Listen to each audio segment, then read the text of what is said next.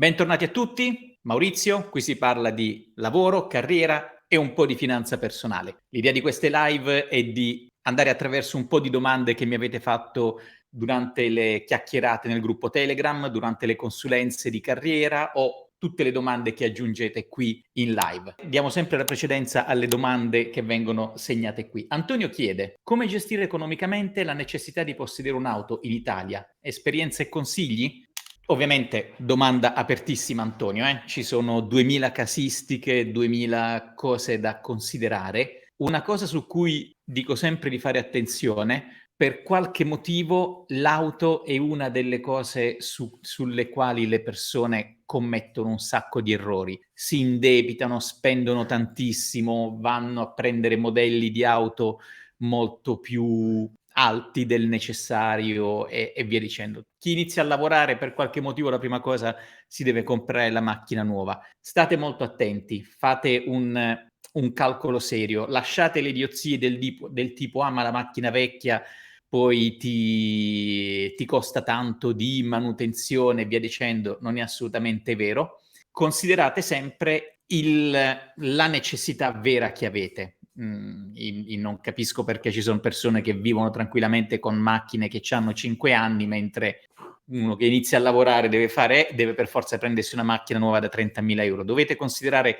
tutte le spese, quanto ti costa un'assicurazione per una macchina nuova, magari il fatto che se la macchina è nuova allora la devi mettere pure nel garage perché non ti va di lasciarla fuori. Tutti questi costi vanno considerati. Io personalmente ho sempre avuto macchine usate, ho avuto macchine nuove soltanto quando erano macchine aziendali, anzi quando ho potuto addirittura non prendevo la macchina aziendale ma mi facevo dare la allowance in denaro, l'equivalente, perché ragazzi, cioè, la macchina in Italia serve, c'è niente da fare, e sono molte poche le situazioni in cui si può stare senza auto, mentre in Svizzera vivi tranquillamente senza macchina, però fatevi veramente il calcolo. Io soffro quando mi capita di fare consulenze e se magari si tocca la parte finanziaria, vedi persone che hanno 2.000 euro in banca e la macchina da 20.000 euro. No, non va bene, non fa proprio bene, cioè è da rivedere. State attenti a tutti quei pacchetti di finanziamento perché la gente non capisce che ma questa macchina ti costa 400 euro al mese e poi la puoi ridare indietro. Questi sono meccanismi che vengono fatti dalle case automobilistiche per farti entrare nel loop infinito dell'avere sempre una macchina costosa. Dici, no, ma poi la posso dare indietro. La darai indietro esattamente a quello che è il prezzo della macchina che vale in quel momento e tu quello che stai facendo hai semplicemente chiesto un prestito su cui stai pagando gli interessi per prendere la macchina. Allora,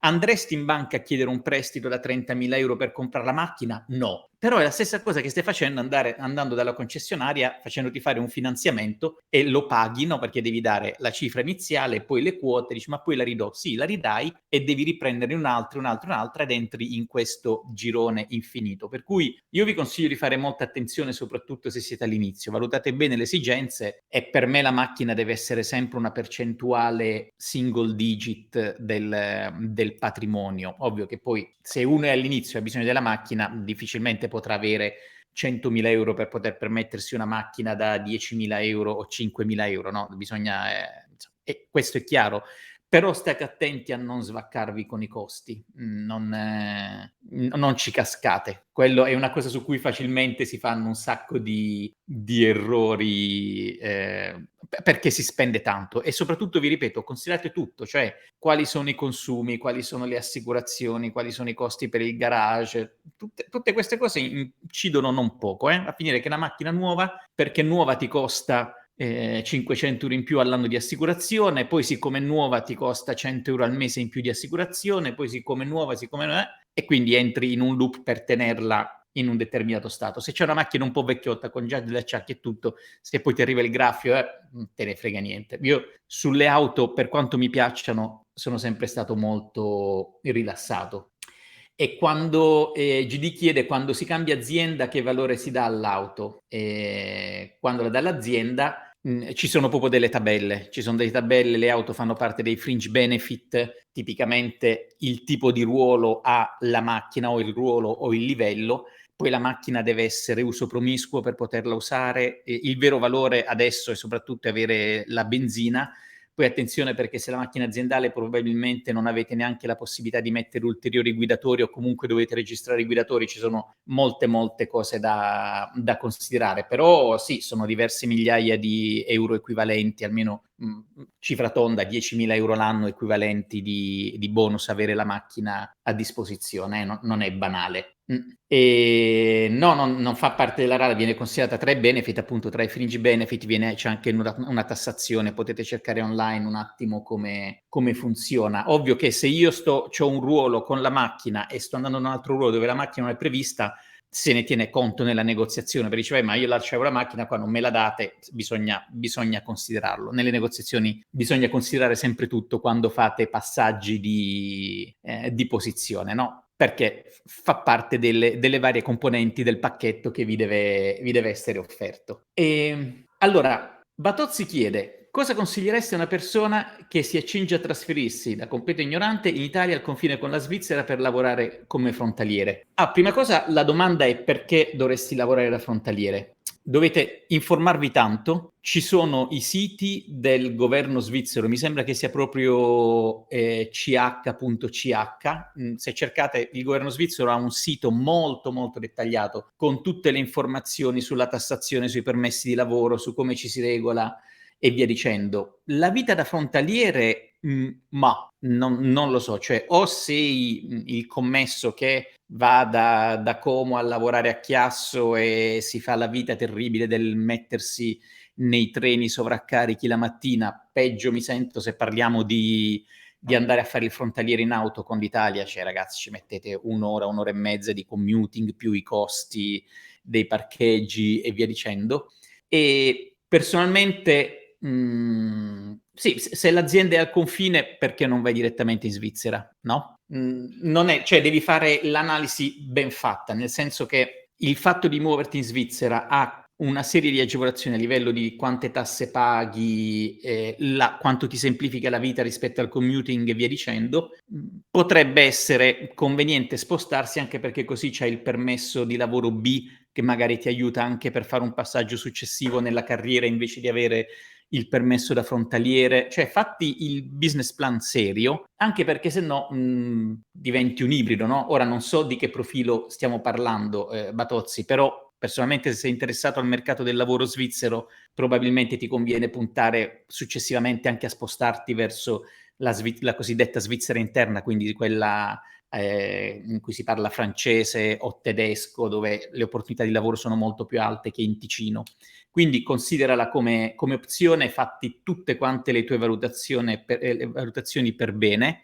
Il fatto della vita da frontaliere a me non ha mai affascinato, però tanta gente lo fa, pure troppa, se vogliamo. Quindi per rispondere alla domanda che cosa fare, studiate bene il mercato del lavoro, studia bene quali sono. Ho fatto un video anche su come lavorare in Svizzera, come organizzarsi per i documenti, cosa preparare. Mettiti d'impegno perché la competizione è tantissima, perché tanta gente non vuole trasferirsi o non può trasferirsi per problematiche linguistiche e via dicendo. Però se hai delle competenze professionali e linguistiche che ti permettono magari di spostarti all'interno, perché non farlo? Settore IT, e se parli inglese, perché non ti butti anche nel resto della Svizzera? Ricordati, il rapporto lavorativo, io quello che racconto sempre è stato il mio passaggio in Svizzera. Inizialmente ero in Ticino e poi feci un'analisi, facevo quante posizioni di lavoro erano disponibili nei vari cantoni, le indicizzavo alla popolazione, cioè le posizioni aperte su Indeed.ch per abitante, il rapporto tra cantoni tipo il Ticino e cantoni tipo Zurigo, Basilea e Ginevra era 1:7, cioè allo stesso numero di abitanti c'erano 5-7 posizioni lavorative in più negli altri cantoni, ok? Per cui soprattutto il settore IT, dove è molto facile trovare lavoro, prova a lanciarti altrove. Perché? Perché se hai le competenze linguistiche, rimanere nella sacca del Ticino, dove magari ti metti al confronto con persone che non hanno la competenza linguistica, magari non conoscono l'inglese, competi in una league più alta, no?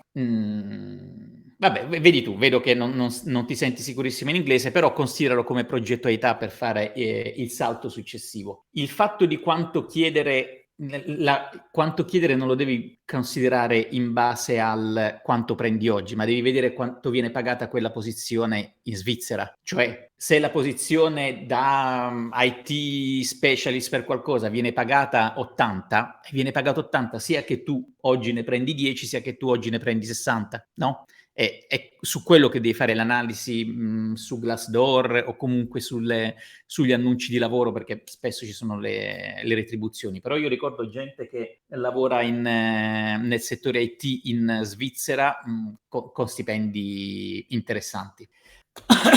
Allora, vedo un attimo le altre domande. Allora. Ecco, questa era quella sulla Svizzera.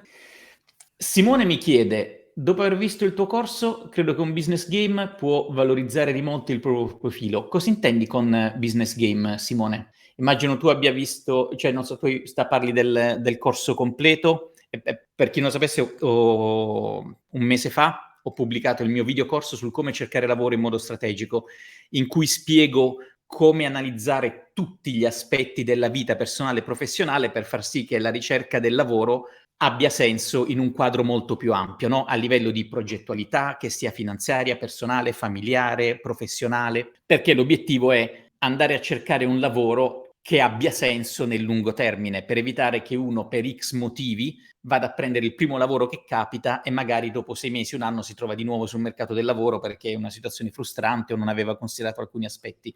Per questo l'ho chiamato cercare lavoro in modo strategico, no? Cioè dovete veramente fare tutta un'analisi all'inizio di self-awareness molto molto dettagliata. E dimmi quindi cosa intendi quando fai riferimento al business game. Allora, faccio riferimento a un paio di domande che erano apparse nel gruppo Telegram. Vi ricordo che nel banner del canale YouTube in alto a destra c'è il link se vi volete iscrivere al gruppo Telegram. Oggi siamo 180 persone per chiacchierare, per fare un po' di domande. Allora, spesso viene chiesto di parlare di esperienze in cui si mostra la propria dote di leadership in un team. In questi casi, seguire il metodo STAR ha senso o meno? Allora, questa è una domanda molto interessante perché fa riferimento al come affrontare determinate domande durante il colloquio, no? Che è una delle cose ovviamente più importanti. Il metodo STAR che cos'è? È l'acronimo di Situation, Task, Action, Result, cioè quando si parla di qualcosa o quando si affronta un colloquio, un argomento, avere una successione logica di contenuti aiuta moltissimo. Quindi descrivere la situazione, quali sono i task, quali sono state le azioni e i risultati conseguiti. Nello specifico però avevo fatto un commento a Domenico che aveva sollevato questo punto, cioè qui stiamo parlando della parte di leadership, ok? Allora, nel momento in cui ci fanno una domanda sulla nostra leadership, ovviamente ha molto senso parlare di situazioni in cui avete usato la vostra leadership per gestire progetti e via dicendo. Ora, il metodo STAR va benissimo come una logica di sequenza per organizzarsi le idee, per organizzare la presentazione, però attenti perché ha un taglio molto da problem solver, cioè se parliamo di leadership, stiamo parlando di componenti come comunicazione, rapporto con le persone, gestione dei conflitti, gestione delle diverse personalità, gestione dei ruoli, amalgamare situazioni particolari, stakeholders management, che è un livello un po' più alto del puro problem solving, no? Anzi, un livello molto più alto perché si entra in quel set di competenze, di attività che sono molto particolari. Ho sempre detto, quando inizi a gestire risorse è come se iniziassi a lavorare da zero, per cui state attenti a non dare una risposta che sia in quella situazione è successo questo, questa è stata l'azione, questo è stato il risultato. Perché quando parliamo di leadership probabilmente vi stanno chiedendo di parlare di altre cose, come avete affrontato appunto situazioni particolari, persone che avevano delle esigenze di comunicazione, con le interazioni tra le persone e allora lì dovete parlare più di questo. Ovviamente, come sempre, assicuratevi sempre di adeguare la risposta, lo stile e il taglio all'interlocutore che avete davanti, no? pensate al tipo di problemi che ci possono essere per la posizione in cui vi state candidando da un punto di vista di leadership. Allora, che ne so, immaginate se vi state candidando per un'azienda, una unit che è in completa espansione, ci saranno certe sfide a livello di comunicazione e di gestione delle risorse. Se è un'azienda che sta affrontando dei problemi molto difficili, ci sarà un altro tipo di sfide. Quindi cercate sempre di elaborare, e questa è la necessità del fare i compiti a casa, quindi studiare a fondo l'azienda, che tipo di informazioni, anzi che tipo di situazioni è più probabile che vi troverete a gestire se doveste entrare a lavorare in quell'azienda in quel ruolo. Ok? Quindi attenzione a non essere troppo tecnici se si parla della parte di competenze di leadership. Ok? Vediamo un attimo. Allora, allora mi ha spiegato adesso qui Simone la domanda di prima. Dice, sono uno studente e questi business game sono praticamente delle richieste che aziende ci fanno, quindi corporate, una sorta di task che devono essere presentati e poi valutate dal team aziendale. Ad esempio, ora dobbiamo migliorare le azioni di un cliente aziendale creando un database e via dicendo. Ok, allora stiamo parlando di business case, ovviamente business game perché sono simulazioni, e va benissimo. Ora, alla tua domanda iniziale, questa è la risposta del valorizzare il profilo, quindi inquadriamo un attimo. Qui stiamo parlando di uno studente universitario che deve mettere ciccia nel curriculum. Una cosa su cui batto sempre è non basta essere un bravo studente, punto. Non si può arrivare al momento del confronto con il mercato del lavoro con il che cosa hai fatto, ho studiato tanto, ho preso tutti i 30. Non basta più, cioè non è più quello. Bisogna creare, valorizzare o tirar fuori tutti i nostri vantaggi competitivi per far sì che domani, quando ci presentiamo nei colloqui, non saremo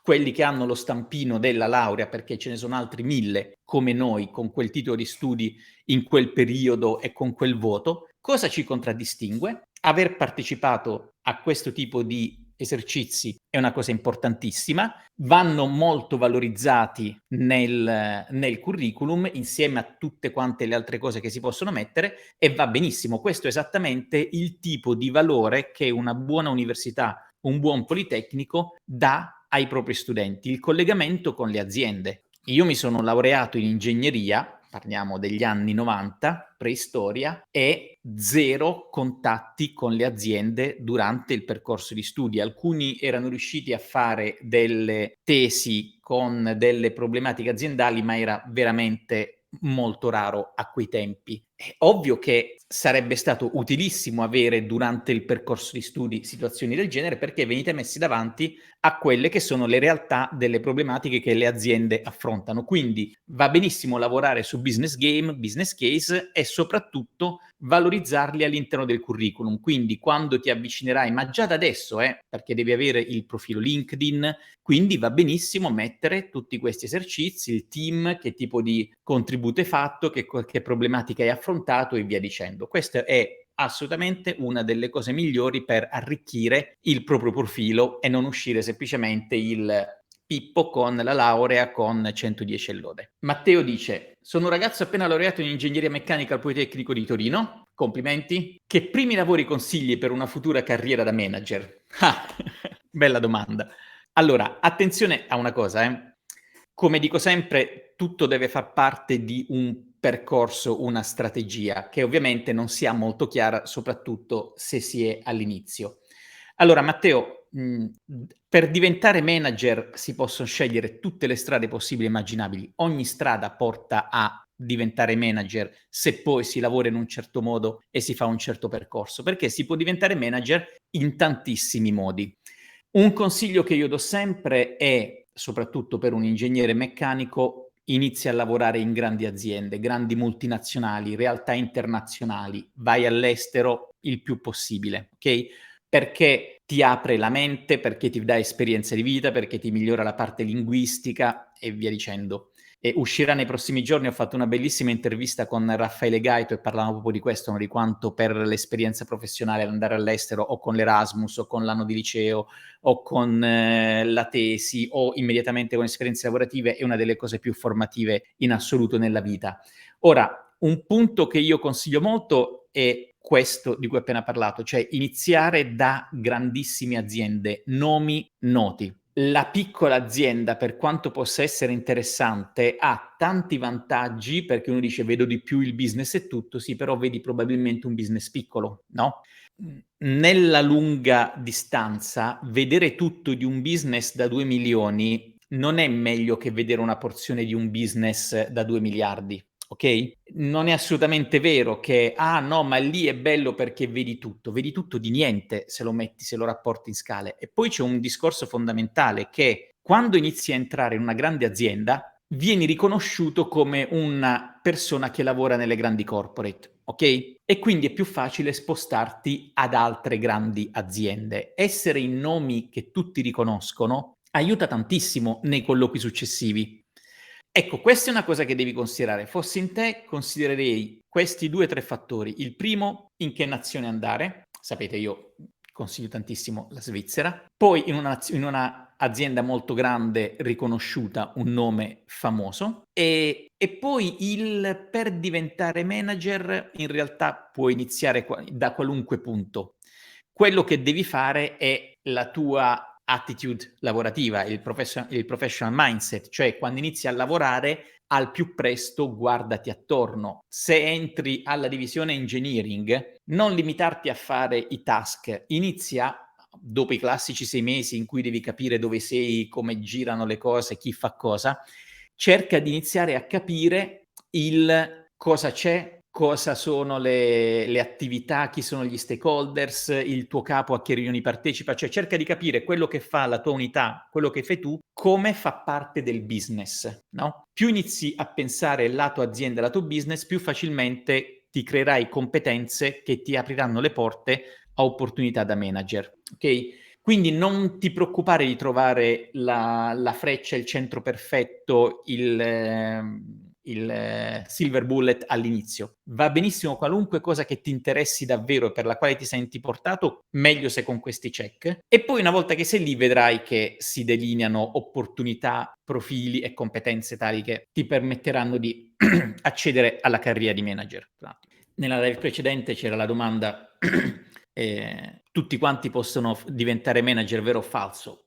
Sì e no, nel senso che tutti possono avere o crearsi l'opportunità di diventare manager e se sei in una zona geografica o in un settore lavorativo che non te lo permette, cambialo. Tutti vogliono diventare manager? No. Molte persone probabilmente non vorranno esporsi al sovraccarico, alla tipologia di competenze richieste per fare il manager, quindi va benissimo, ma bisogna costruirselo. Per cui ancora complimenti Matteo per la laurea, guarda fuori, fatti una bella ricerca sul mercato del lavoro, creati un bel profilo LinkedIn massiccio, un curriculum, una bella storia, studia il settore che ti interessa, macina tantissimo su LinkedIn per capire quali sono le aziende target, i tipi di profili e via dicendo. Allora, lui dice, il mio pensiero durante la magistrale dove si affrontano argomenti molto specifici e approfonditi, particolarmente tecnici ovviamente, è stato di rischiare di cadere solamente in opportunità di lavoro tecniche e di nicchia. Sì e no, nel senso che anche quello sta a te. Io sono un ingegnere elettrotecnico, il mio primo lavoro è stato in un ufficio acquisti, perché era capitato, stiamo parlando del 99, io ero settore energia, mi appassionava moltissimo la parte di energia, energy management e tutto quel mondo. In quegli anni c'era la liberalizzazione del mercato dell'energia, no, prima del gas per le utenze energivore industriali, anni dopo c'è stata quella dell'energia e poi è arrivata in cascata anche per i non industriali e via dicendo.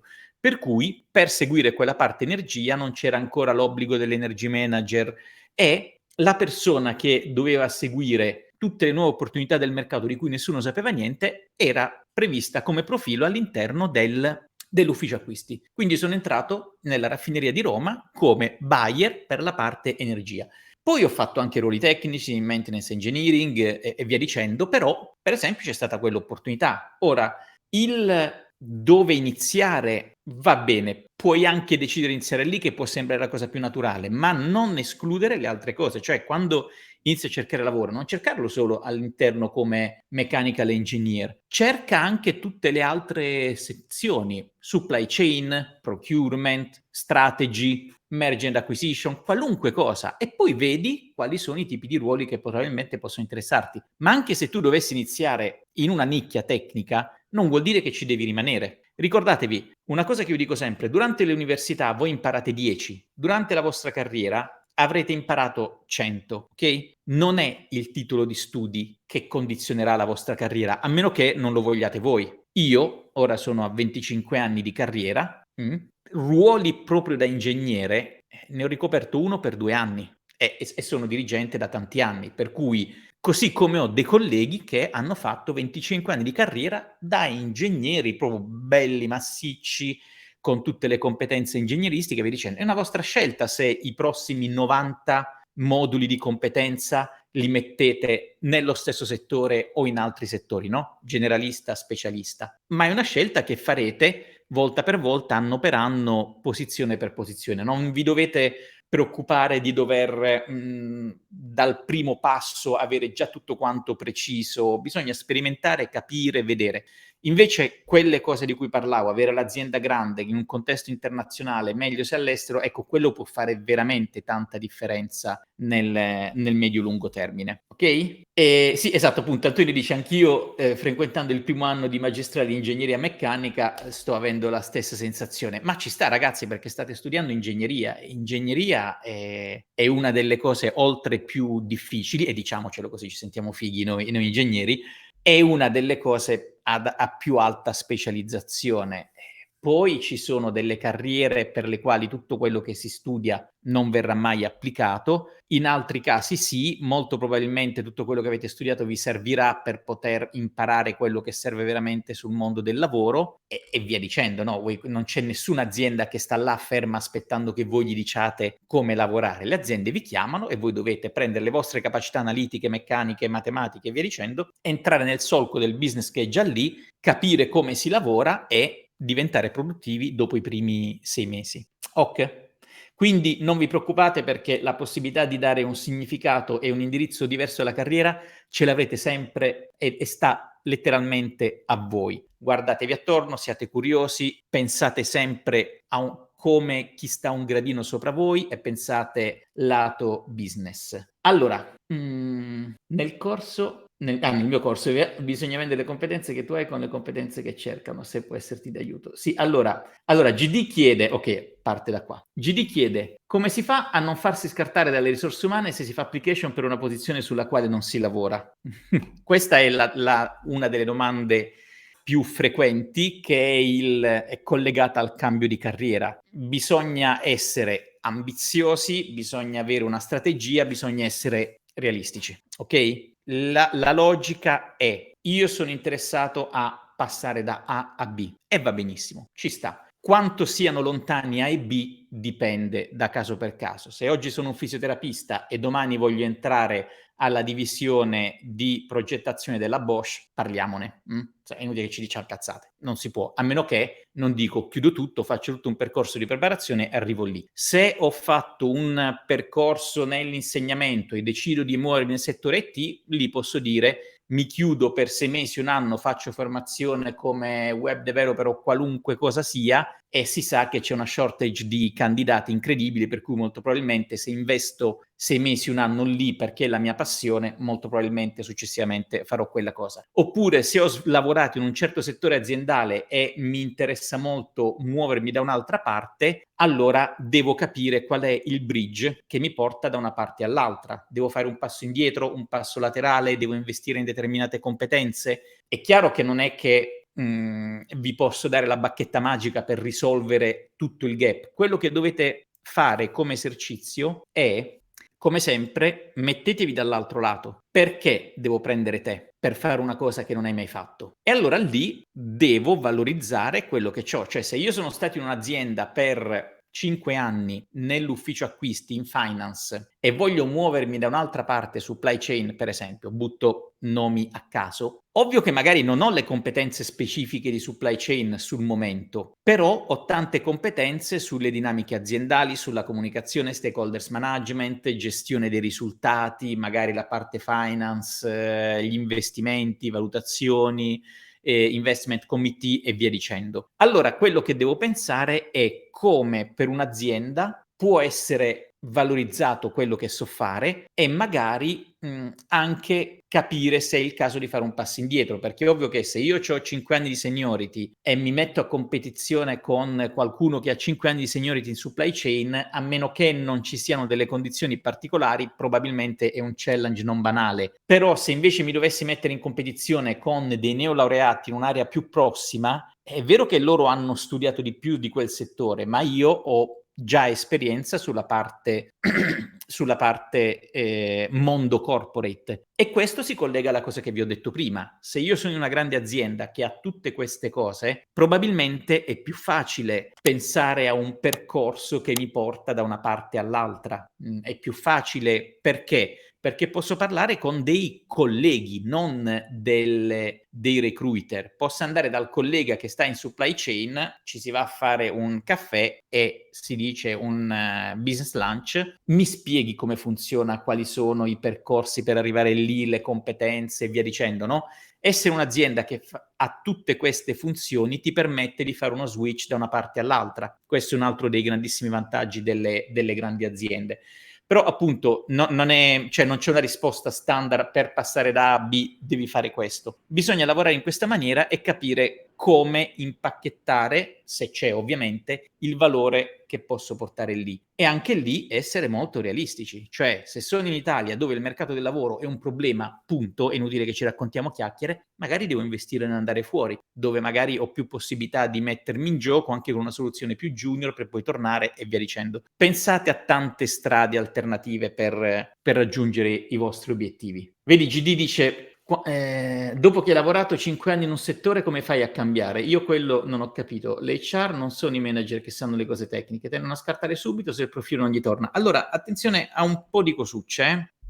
Prima cosa, non è che si prende e si scarta, cioè le selezioni a seconda delle aziende, i primi screening vengono fatti da aziende esterne, personale interno e via dicendo. Ogni azienda può avere il suo processo di selezione e ricordatevi che HR non sono due lettere, due consonanti una vicino all'altra, ma sono persone che stanno rispondendo alla domanda: come faccio a trovare il miglior candidato per l'hiring manager? Quindi si fanno spiegare dall'hiring manager che tipo di persone cercano e da lì devono fare lo sforzo immane di non fare errori nel cercare un candidato, perché vi assicuro che bisogna navigare un mare di candidati molto molto challenging, da quelli che ti sparano cavolate a quelli che fanno application per posizioni che non c'entrano proprio niente solo perché vogliono entrare nell'azienda e via dicendo. È molto difficile fare hiring.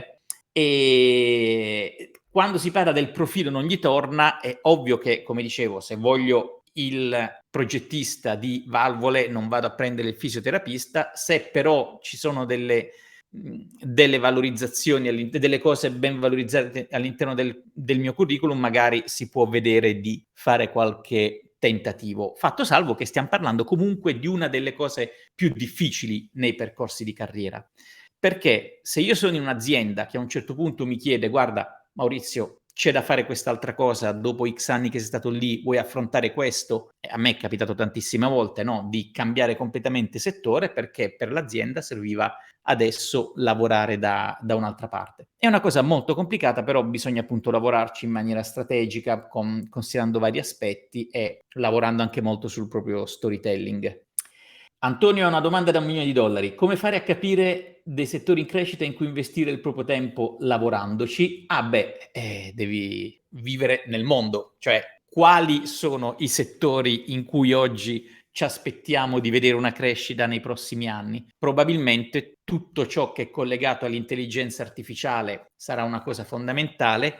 Immaginate le industrie, a parte che ci sono tutti quanti gli studi, no, sui vari settori, quelli che salgono, quelli che scendono, le biotecnologie, la meccanica, biomeccanica, ci sono studi che parlano di questo. Nello specifico, per esempio, oggi potrebbe non essere una grande sorpresa aspettarsi che i prossimi anni tutte le aziende che avranno la possibilità di offrire servizi per implementazione di intelligenza artificiale avranno tante cosucce da fare, no? Pensate in quella maniera. Però quello è molto collegato al conoscere il mondo del lavoro, a passare tempo a cercare le news, a stare su LinkedIn, a leggere articoli, vedere i gruppi, cosa postano, che tipo di domande ci sono, i vari report che vengono fatti periodicamente dalle aziende di recruitment, quali settori che stanno facendo più hiring, quali meno. Tutte queste informazioni, Antonio, si trovano in giro a molto meno di $1 milione.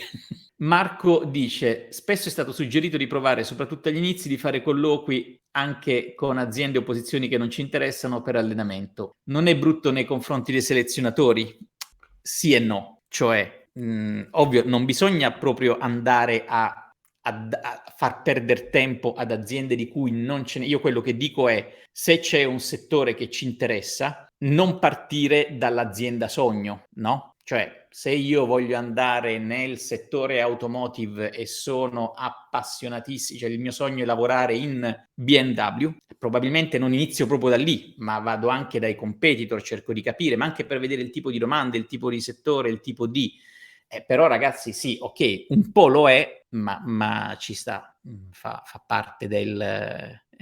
magari durante i colloqui scoprite che ci sono delle cose della cultura aziendale, degli aspetti che vi hanno interessato, così come può anche capitare che andate nell'azienda sogno e durante i colloqui scoprite che le persone che avete davanti hanno un modo di comunicare, di fare tutto che non a pelle non vi piace, oppure iniziate a interagire con le persone e vedete che c'è un ambiente che per X motivi non vi appassiona. Sì, un po' li si sta costringendo a farvi da allenamento, da sparring partner. Vabbè, ci sta ragazzi, dovete essere un po' selfish nella carriera, non c'è problema, non state prendendo in giro nessuno. Allora, Vaibav dice, sono al terzo anno di economia, lei mi consiglia di fare, ma lei non lo so chi sia, però se stai parlando con me dimmi, di fare magistrale e master o inizio già a lavorare, sono straindeciso, ho visto gli stagi in S lunghe e richiede laurea magistrale, mi piace molto il settore real estate, sono indeciso se fare agente immobiliare o ambire a diventare manager dirigente. Allora, bene, real estate lo so. Solito discorso, Italia-estero. Se parliamo di real estate puramente come real estate, per chi non conoscesse stiamo parlando dell'immobiliare, no, agente immobiliare, ma neanche lontanamente. Cioè, l'agente immobiliare è una professione che io non stimo particolarmente, ci sono tantissimi bravissimi professionisti, ma ci sono... Io ho lavorato molto con gli agenti immobiliari perché per anni comunque ho fatto anche investimenti immobiliari. L'agente immobiliare non ha niente a che fare con il real estate a cui pensi tu quando studi economia. Cioè, una cosa è parlare di real estate quando parliamo di CBRE, John Lang LaSalle e via dicendo, no? Cioè le grandi aziende multinazionali che si occupano di real estate per le corporate e via dicendo. Quello è la cosa a cui devi ambire, a mio avviso. E qua stiamo parlando di aziende che gestiscono miliardi di patrimonio immobiliare, che ti fanno le compravendite, cioè quello è un bel modo di lavorare. L'agente immobiliare che si mette lì a competere con i ragazzetti, non è lì che ti porta la laurea, cioè tu devi lavorare proprio a un livello completamente diverso, quindi agente immobiliare no, a meno che non hai aspirazioni pseudo imprenditoriali e via dicendo, però quello è un settore dove hai buttato tempo, la laurea non ti serve a niente. E invece il discorso del real estate, ecco, lì ti suggerirei di vedere l'estero, come sempre, perché probabilmente avrai più opportunità di entrare al lavoro e magari fare la magistrale successivamente anche con un indirizzo più specifico. Ci sono tantissimi corsi per la parte real estate corporate, dei bei corsi nelle business school, nelle università, soprattutto all'estero, dove si studiano delle cose molto fighe, gestione di portafogli, investimenti, di tutto di più. Quello è una cosa molto bella, molto interessante. La conosco perché io sono stato per tanti anni nel settore real estate e facility management per multinazionali e ho lavorato e continuo a lavorare tantissimo con tutti questi grandi nomi che prestano servizi di real estate alle grandi corporate. Ecco, andare in Inghilterra a lavorare per CBRE, CB Richard Ellis, quello è partire alla grande nel settore real estate. Oppure tutte le multinazionali, quelle grandi, hanno un settore di real estate molto importante perché devono gestire patrimoni immobiliari che possono essere commerciali, industriali, terreni, di tutto di più. tutte le grandi aziende hanno portafogli di miliardi, lì si misura in metri quadri, no? L'immobiliare si misura in metri quadri. Noi gestiamo 200 milioni di metri quadri di uffici e via dicendo. Ora, questo è per me ti consiglierei di guardarti attorno, anche fuori dall'Italia, e vedere anche quali sono i corsi qualificanti al di fuori, perché probabilmente potrebbero esserci delle opportunità già con la triennale. Però è un settore molto interessante quello, che come puoi immaginare ha avuto tantissimi periodi, tantissimi scossoni. Ora, Esselunga ovviamente è una grande azienda, però guardati attorno se cerchi appunto real estate su LinkedIn o real estate collegato al facility management, per chi non lo sapesse, spesso le grandi aziende hanno accorpate queste due cose, però la parte real estate è proprio io azienda compro o vendo immobili, uffici o immobili o terreni su cui mettere siti, fare espansione, quella è la parte real estate. La parte facility management invece sono tutti quanti servizi per la gestione degli ambienti, per cui real estate sono le competenze per comprare un ufficio di 15.000 metri quadri, facility comprare o fare un leasing o andare in affitto in un ufficio di 15.000 metri quadri, facility management è dare servizi alle 1.200-1.500 persone che saranno in questi uffici, dare tutti i servizi di manutenzione, energia, pulizia, accessi, sicurezza, gestione degli spazi, design e via dicendo. Ok? Queste sono le due cose che vanno di pari passo nelle aziende. E questo è un settore molto molto interessante, girano tanti soldi, vai a vedere i vari report annuali di queste grandissime aziende e lì troverai tantissime indicazioni sui tipi di lavori, sul business come va e via dicendo. Ok? Bel settore quello, bel settore. Allora, vediamo, ci sono un paio di domande interessanti. Simone dice: quando devo fare un match tra i miei valori e quelli dell'azienda, come posso capire se valorizzano realmente la singola persona? Esempio, Procter & Gamble dice che ogni persona è un leader dal primo giorno. Ragazzi, nessuna azienda scriverà mai trattiamo le persone di schifo, non vi valutiamo niente e vi strizziamo e poi vi gettiamo via. Tutte le aziende sulla carta sono fighe. Ci sono delle aziende che hanno delle culture più o meno ottime, cioè più o meno, no, scusate, non più o meno ottime, più o meno positive per le persone. Nelle grandi aziende, che se ne dica, è molto più facile trovare delle condizioni di lavoro civili perché sono molto meno tollerati comportamenti di un certo tipo. Allora, su quello, come ti dicevo, da nessuna parte andrai e vedrai l'azienda che in fase di colloquio ti dirà tu non sei considerato niente, qua sei un numero, ti dobbiamo soltanto usare come un rematore. Ovvio, le grandi aziende, soprattutto tipo Procter & Gamble, per chi non la conoscesse, è il nome dietro centinaia di tantissime marche e prodotti. Queste sono aziende comunque importanti. Poi, attenzione, anche lì molto te lo fa il manager, il team all'interno del quale stai lavorando, perché ovviamente sono tutti il più possibile allineati alle culture aziendali, ma può capitare che c'è quello un po' di un certo tipo o di un altro, no?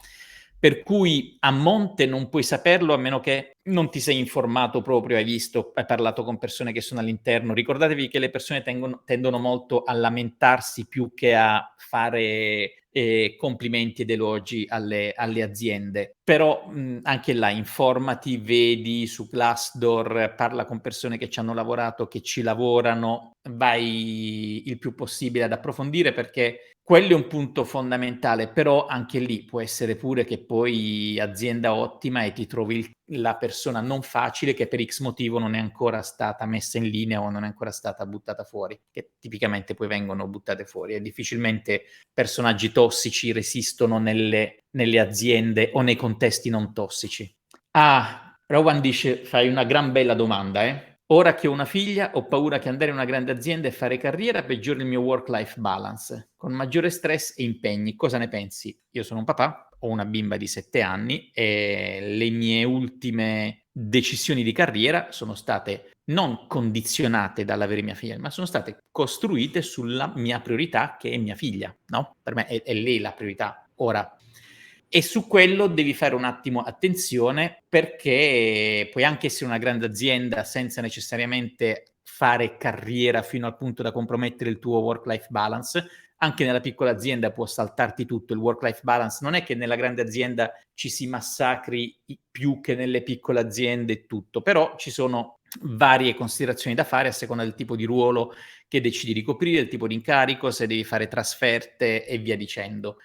E su quello, sul work-life balance, ovvio, per esempio, c'era qualche tempo fa uno di voi nel gruppo aveva detto: ah, c'è questa azienda, mi sono spostato, e poi ho scoperto che invece si fanno straordinaria manetta, non vengono rispettati gli orari, sminchia tutto. Per quello anche là io, anche sia nel corso che nelle consulenze, consiglio sempre di considerare i vari aspetti, tipo, ah, ma io vado a sta nuova posizione, mi danno 200 euro in più al mese, devo starci a un'ora di commuting da casa, e tu ti togli 2 ore di vita al giorno per 200 euro, siamo sicuri che ne vale la pena? Oppure, ah, mi era capitato in una delle consulenze, e questa persona, ah no, adesso mi va di viaggiare, voglio fare questo, esplorare, e però poi stava con un bimbo o una bimba in arrivo.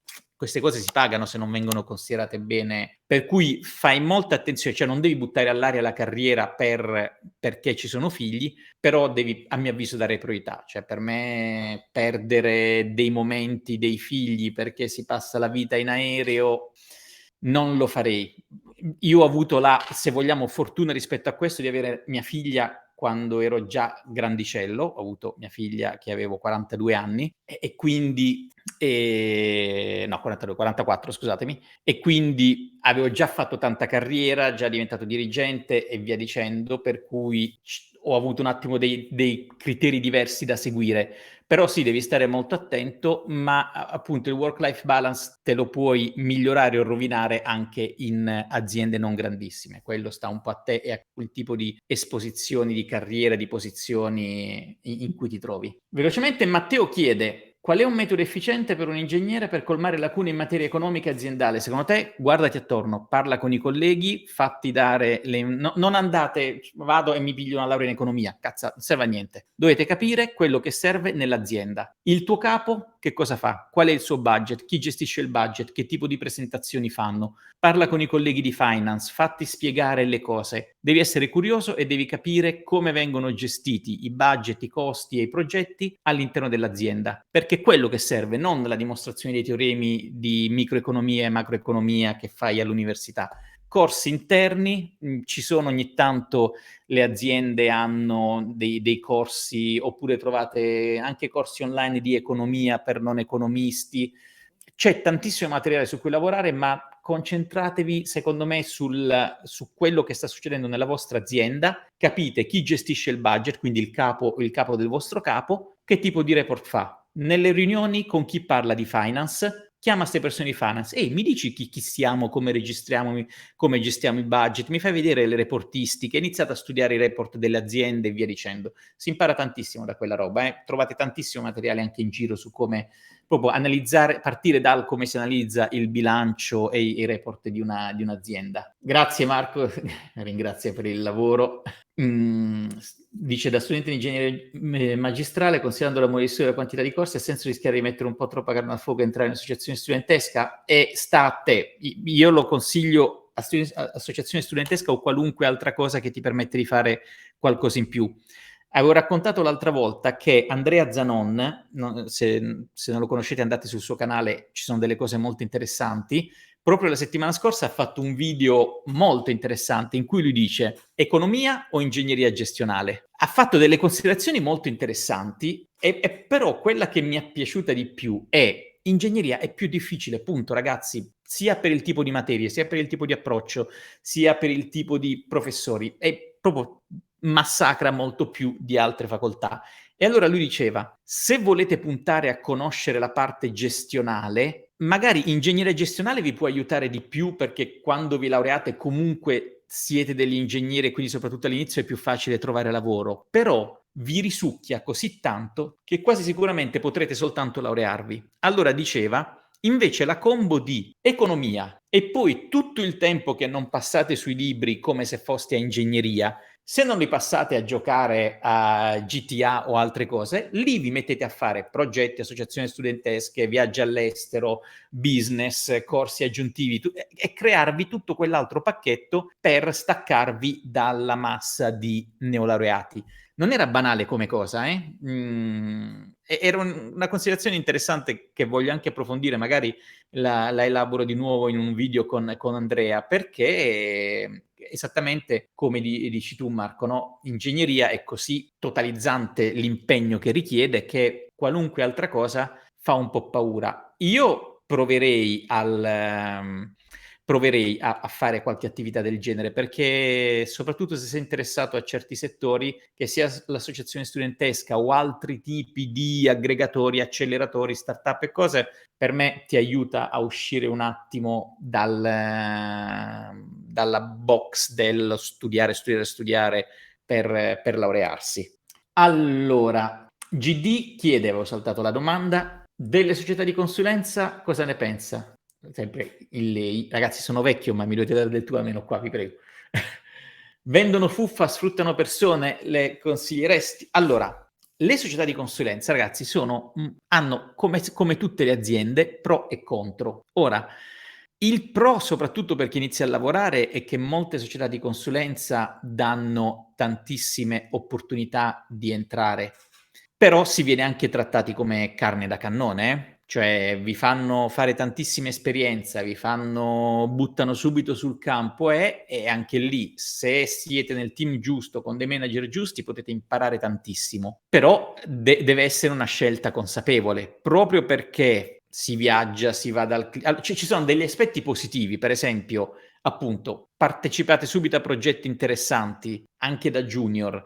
Se siete fortunati vi fanno anche tanta formazione formale o perlomeno on the job training. Il fatto di lavorare per progetti a molti piace, a me piace l'idea di stare per 6 mesi su una cosa chiusa, 4 mesi su un'altra chiusa, quello può essere molto interessante, magari spostandovi tra vari clienti avete la possibilità di vedere più realtà. Questo è molto interessante, vi fanno viaggiare. D'altro canto, soprattutto all'inizio, si siete carne da cannone. Le società di consulenza non vendono fuffa, ragazzi. Le società di consulenza sono dei pilastri nel bene e nel male anche delle grandissime corporate. Se si prende soprattutto le società di consulenza, i grandi nomi, no? McKinsey, il Top, Deloitte, tutte le Boston Consulting, tutte queste grandi aziende. Sono aziende che hanno tanti contenuti, fanno tanta roba e soprattutto hanno molto valore nel mondo corporate, non perché ne sappiano di più, ma perché hanno una neutralità e un metodo. Quando fate riunioni, ho fatto centinaia di riunioni perché non io, la mia azienda o le mie aziende usano tantissimo i consulenti, soprattutto quelli con una certa seniority, ragazzi, è gente che sa il fatto suo, non conoscono l'argomento tuo, però sanno come cogliere le informazioni relative al tuo argomento e farle arrivare alle persone giuste nel modo giusto, col messaggio giusto.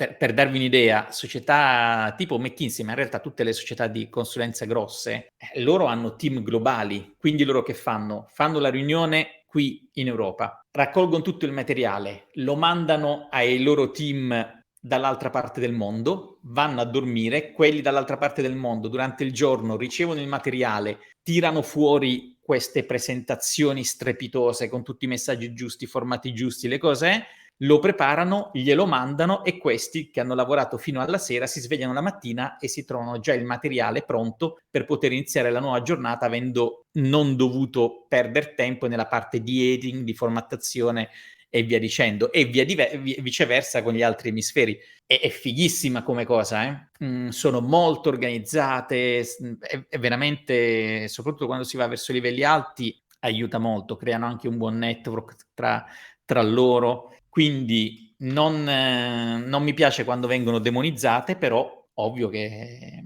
se ti prendono, ho visto tanta gente che magari ha dei titoli o delle competenze non specifiche e sono stati lanciati a fare dei progetti veramente a mo' di carne da cannone all'inizio, però poi sta a te se prenderla come opportunità a crescere o meno. Però deve far parte del tuo percorso di carriera, cioè deve interessarti come cosa, non farla tanto per farla. Oppure se tu dici proprio all'inizio non so che, può essere quello un modo per iniziare, però a me non dispiacciono, le rispetto quando si lavora in un certo modo. Poi sono ovviamente società che c'hanno giri importanti di soldi e tutto, insomma, pro e contro, però le interazioni tra le aziende di consulenza e le grandi corporate sono sempre molto, molto interessanti. Antonio dice, rispondendo a Marco, sono nella tua stessa situazione, l'ho fatto sia la triennale sia la magistrale, te lo consiglio perché sebbene impegnativo, ecco, sta parlando delle associazioni studentesche, comunque una buona occasione per vedere cose più pratiche. Esatto, e cercate di crearvi queste esperienze all'atere, che possa essere collaborare con aziende o volontariato in certi progetti, associazioni studentesche di qualunque tipo. Ricordatevi, meno siete la persona che hai fatto, mi sono laureato e poi no, mi sono fatto tutti questi esami, ho preso tutti 30, non basta più. Quindi competenze linguistiche, ovviamente, partiamo dal presupposto, Marco, che hai un inglese o avrai un inglese perfetto al momento della laurea, perché là ti serve molto di più avere un inglese a livello C1 che aver fatto l'associazione studentesca, chiaro. E allora, ci lavoro in Deloitte, la parte del mondo non esiste. Guarda, dipende anche dal tipo di lavoro, dal tipo di cliente che hai, sicuro.